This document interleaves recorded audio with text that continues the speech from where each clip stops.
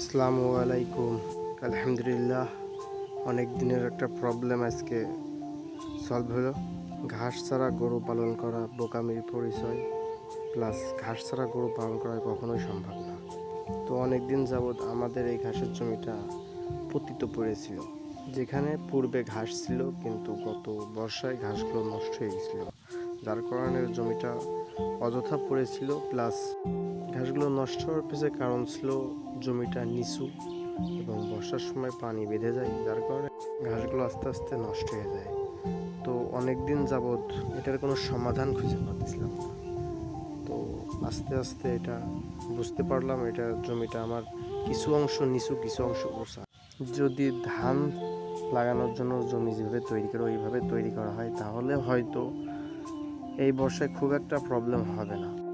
তো জমিগুলো আস্তে আস্তে চাষ দিয়ে অনেক করে জমিটা প্রস্তুত করতে হবে, যেহেতু এখানে পূর্বে ঘাস ছিল অতিরিক্ত ছোট ঘাস, যার কারণে মেশিন দিয়ে চাষ দেওয়া খুব কষ্ট হতেছিল।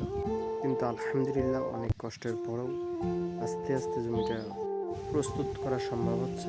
জমিটা চাষ দেওয়ার পরে এবার কাজ জমিটা সমতল করা, কারণ জমিটা উঁচা নিচু, যার কারণে বর্ষার সময় পানি বেঁধে যায় এবং ঘাস কাটতে এবং ঘাস হতে অনেক সময় নানা ধরনের সমস্যা দেখা দেয়। তবে আশা করি ইনশাল্লাহ এবার আর এই সমস্যা দেখা দেবে না। জমি সমতল করার সবথেকে সহজ পদ্ধতি আমাদের এলাকায় বাসুই বলে বা মই দেওয়া বলে। এটা দিয়ে জমি সমতল করা খুবই সহজ এবং সুবিধা। অনেকে বলতে পারে, ভাই ঘাসের জন্য এত কষ্ট কেন?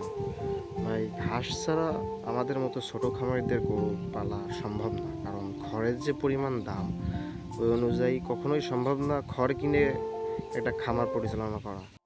এই জন্য ঘাস এত প্রয়োজন। আর ঘাস ছাড়া তো খামার কল্পনার বাইরে।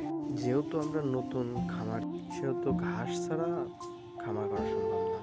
তাই সর্বোচ্চ চেষ্টা যতটুকু পারা যায় ততটুকু ঘাসের জমি তৈরি করা। এবং আলহামদুলিল্লাহ, অনেক কষ্টের পরে জমিটা সমতল করা সম্ভব হয়েছে। কিন্তু তারপরেও মনের ভিতরে একটু আশঙ্কা থেকে যাচ্ছে, কারণ জমিটা যেহেতু নিচু, হয়তো এই বর্ষায় একটু সমস্যা হবে, কিন্তু ইনশাআল্লাহ হয়তো আগের থেকে একটু ভালো কিছু হবে। জমিটা চাষ করার পরে এবার কাজ কাটিং রেডি করা এবং জমিটা কিছুদিন এভাবে রেখে দেওয়া, কারণ জমিতে অনেক পানি বেঁধেছে, পানিগুলো আস্তে আস্তে শুকিয়ে গেলে তারপরে ঘাসগুলো লাগানো।